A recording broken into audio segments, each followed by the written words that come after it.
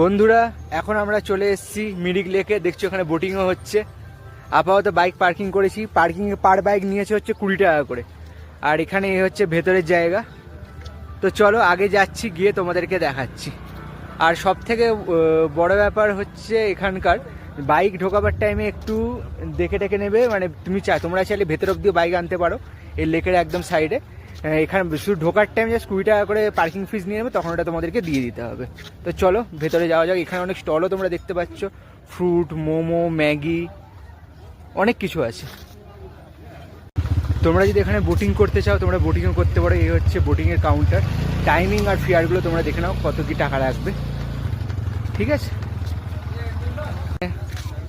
ঘোড়াও আছে, তোমরা চাইলে এর উপর তোমরা চড়তে পারো। এই দেখো এখানে সবাই বোটিং করছে, আমরা এখানে একটা ওভারব্রিজের উপর দাঁড়িয়ে আছি। তো চলো জায়গাটাকে একটু ঘুরি। আর একটা জিনিস বাই দ্য ওয়ে, এই শীতকালে এই জায়গাটা পুরোপুরি বরফে পুরো ঢেকে যায় শুনেছি। যারা জানো একটু কমেন্টে প্লিজ জানিও।